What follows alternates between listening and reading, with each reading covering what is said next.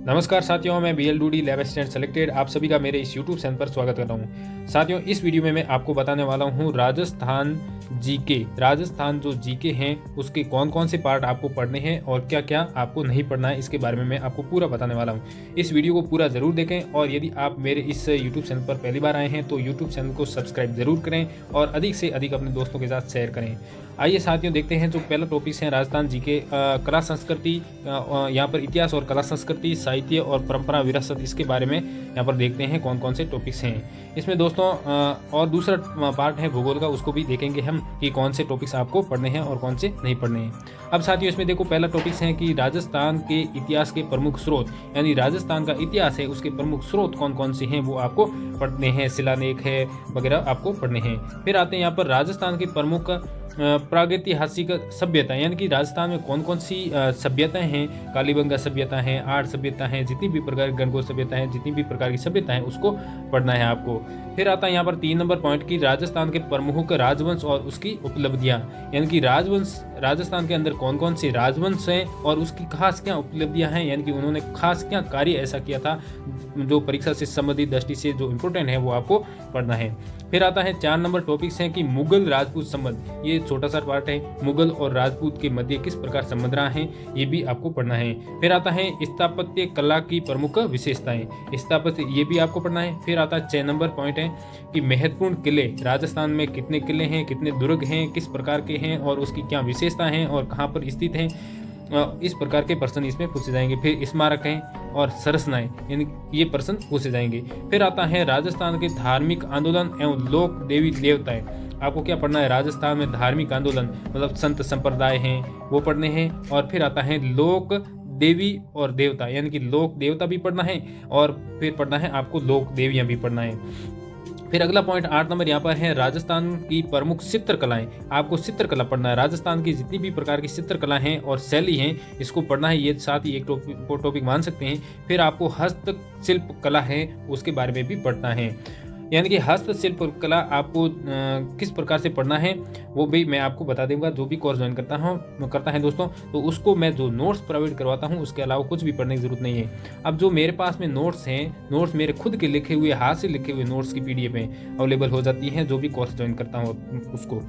फिर दोस्तों मैं आपको बता देता हूँ, पूरा वीडियो ज़रूर देखें, आप अंत तक बने रहें। कुछ इंपॉर्टेंट बात इसमें आपको लग सकती हैं जो आपके लिए बहुत इंपॉर्टेंट हो सकती है। फिर अगला पॉइंट यहाँ पर देखें दोस्तों, जो 9th नंबर पॉइंट है उसमें है राजस्थानी भाषा। आपको क्या पढ़ना है, राजस्थानी क्षेत्र, इतना बड़ा क्षेत्र है, इसमें कौन कौन सी भाषा और बोलियां बोली जाती हैं, ये हो गया क्षेत्रीय बोलियां और भाषा। फिर 20 में आ गया कि साहित्य जो प्रमुख करती हैं वो कौन कौन सी, यानी कि साहित्य जो करती हैं वो भी आपको पढ़नी है। यानी कि इसमें आपको पढ़ना पड़ेगा कि ये पुस्तक किसने लिखी थी, या कि जो भी कोई साहित्यिक ग्रंथ हैं वो किसने लिखा था, इस प्रकार के प्रश्न हैं वो पूछे जाते हैं। फिर आता है 10 नंबर की मेले, यानी कि राजस्थान के प्रमुख मेले कौन कौन से हैं और त्यौहार कौन कौन से आते हैं, कब आते हैं। और फिर पूछे लोक संगीत, राजस्थान के प्रमुख लोक संगीत हैं उसकी विशेषता हैं और इसके बारे में भी आप पढ़ना। फिर आता है लोक नृत्य, यानी कि राजस्थान में किस प्रकार के लोक नृत्य किए जाते हैं और उस लोक नृत्य की क्या विशेषता है। फिर आता है वाद्य यंत्र, वाद्य यंत्र में सामान्य दोस्तों क्या पूछा जाता है, वाद्य यंत्र जो 4 प्रकार के वाद्य यंत्र होते हैं तो उसके बारे में आपको पढ़ना है और उसका प्रमुख वादक कौन है, यानी कि कलाकार कौन है, इस प्रकार से भी प्रश्न पूछे जाते हैं। और फिर आता है राजस्थानी आभूषण, यानी कि राजस्थान में स्त्रियों और पुरुषों के द्वारा किस प्रकार के आभूषण पहने जाते हैं। RS 2021 के अंदर पेपर हुआ था, उसमें पूछा था टोटी आभूषण कहाँ पहना जाता है, इस प्रकार के पूछे जाते हैं। फिर आता है दोस्तों, आपको बता देता हूँ कि जो अगला 11 नंबर पॉइंट है कि राजस्थानी संस्कृति, आपको पढ़ना है राजस्थानी संस्कृति और परंपरा विरासत के बारे में पढ़ना है।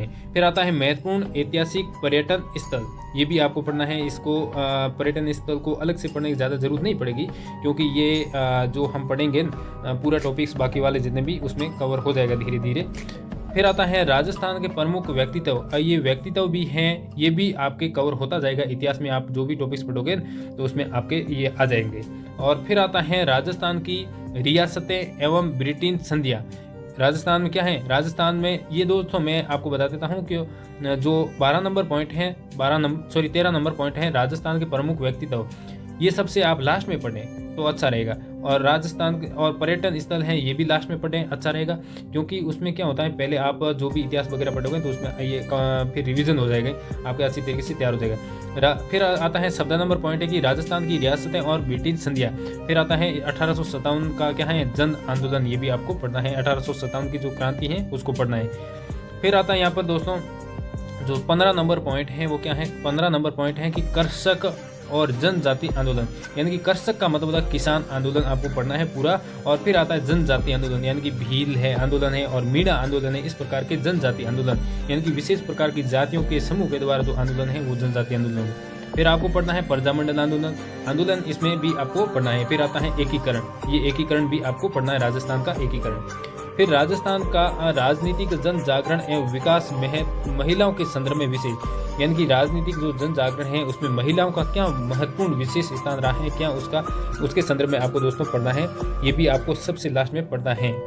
फिर आता है दोस्तों भूगोल, यानी कि राजस्थान में जियोग्राफी है उनसे संबंधित किस प्रकार के प्रश्न पूछे जाते हैं, ये भी आपको पढ़ने हैं। और मैं आपको बता देता हूँ क्या क्या पढ़ना है क्या नहीं पढ़ना है। राजस्थान के भूगोल के बारे में दोस्तों बता देता हूँ। पहला यहाँ पर पॉइंट है कि स्थिति और विस्तार, यानी कि राजस्थान की स्थिति और विस्तार, इसके बारे में आपको संपूर्ण जानकारी पढ़नी है। अब दोस्तों क्या होता है आप गाइड लाते हो उसमें बहुत सारा मैटर दिया होता है, इतना आप कोई भी नहीं पढ़ता है। RS ऑफिसर बनता है ना, RAS ऑफिसर बनता है, वो भी इतना नहीं पढ़ता है, क्योंकि उसमें कुछ इंपॉर्टेंट बातें होती हैं, जो पॉइंटेड बातें होती हैं उनको ही पढ़ना होता है, जहाँ से प्रश्न बनने की संभावना होती है।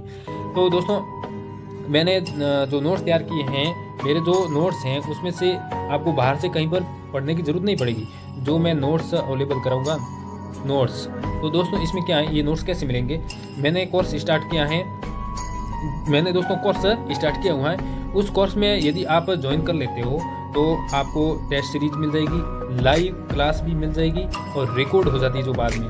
फिर इसमें आपको दोस्तों टेस्ट के बाद इसमें आपको नोट्स भी मिल जाएंगे और दोस्तों इसमें आपको इंपॉर्टेंट क्वेश्चन भी मिल जाएंगे विद सॉल्यूशन फिजिक्स के अंदर। अभी दोस्तों फिजिक्स और राजस्थान जीके की क्लास चल रही है और लगभग दीपावली के बाद में बायोलॉजी और केमिस्ट्री की क्लास भी स्टार्ट कर देंगे, जिसमें सभी हर चैप्टर का आपको नोट्स मिलेंगे। हर चैप्टर का आपको नोट्स मेरे खुद के बनाए हुए नोट्स आपको मिलेंगे और आराम से क्लास में समझाया भी जाएगा। और ये क्लासें हैं ये आपके एग्ज़ाम तक आपके साथ रहेंगी। और एक बार मैं दोस्तों आपका रिवीजन एक बार दोस्तों आपका मैं सिलेबस कवर करा देता हूँ, तो उसके बाद में फिर हम रिवीजन स्टार्ट करेंगे टेस्ट सीरीज चला करके। इससे बहुत बड़ा आपको बेनिफिट मिलने वाला है। तो जल्दी ही आप क्लास ज्वाइन करें और मेरे मोबाइल नंबर है 8769038624, इस पर कॉन्टैक्ट करें। अब देखते हैं दोस्तों राजस्थान के भूगोल के बारे में कि किस प्रकार के प्रश्न हैं वो आते हैं, यानी कि क्या क्या सिलेबस के अंदर हैं। तो 1 नंबर पॉइंट है कि स्थिति और विस्तार, आपको नोट्स के अलावा कुछ भी पढ़ने की जरूरत नहीं पड़ेगी, पक्का बात है। फिर आता है 2 नंबर पॉइंट की मुख्य भौतिक विभाग, यानी कि मरुस्थलीय प्रदेश हैं, अरावली पर्वतीय प्रदेश है, मैदानी प्रदेश हैं और पठारी प्रदेश है, ये 4 भौतिक भाग होते हैं। फिर आता है अपवाह तंत्र, अपवाह तंत्र मतलब होता है इसमें नदियाँ हैं और इसमें आपको जो झील वगैरह हैं ये पूछे जाते हैं। और फिर आता है जलवायु, राजस्थान की जलवायु किस प्रकार की है, राजस्थान की मृदा है वो किस प्रकार की है, राजस्थान की प्राकृतिक वनस्पति हैं वो किस प्रकार की है, इसके बारे में पढ़ना है। और वन्य जीव अभ्यारण्य है, इसके बारे में भी आपको पढ़ना है। वन्य जीव अभ्यारण्य, वन्य का मतलब वनस्पति क्षेत्र और वन्य जीव अभ्यारण्य ये भी आपको पढ़ना है। फिर आता है पर्यावरणीय और पारिस्थितिक मुद्दे, ये भी आपको पढ़ना है। इसमें ज़्यादा कुछ संभावना नहीं होती है प्रश्न आने की, फिर भी ये जनरल बातें हैं। फिर आता है मरुस्थलीकरण, ये भी जनरल बातें हैं, खास इसमें आपको नोट्स की जरूरत नहीं पड़ेगी, तो बहुत ही सिंपल बातें।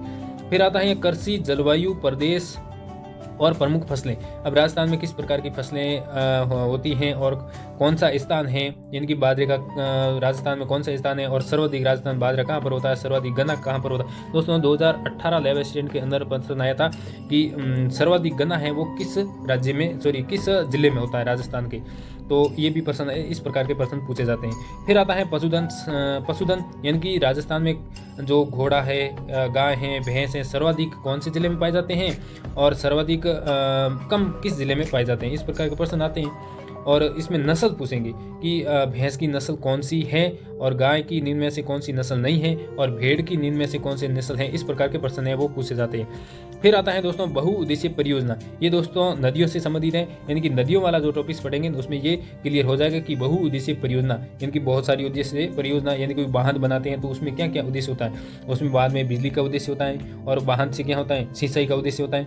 इस प्रकार की बहुउद्देशीय जितनी भी परियोजना उसके बारे में आपको पढ़ना है राजस्थान में, जो इंपॉर्टेंट है। फिर आता है सिंचाई परियोजना, यानी कि राजस्थान में सिंचाई है वो किसके द्वारा की जाती है और इसमें कौन कौन सी परियोजनाएं चलाई जा रही हैं और कौन कौन से यहाँ पर बांध बने हुए।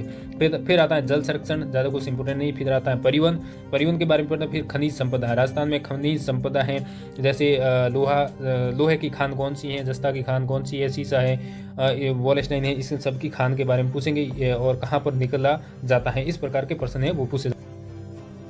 दोस्तों जो जियोग्राफी सब्जेक्ट है वो बहुत ही मुझे आसान लगता है क्योंकि ये साइंस बेस्ड भी माना जाता है।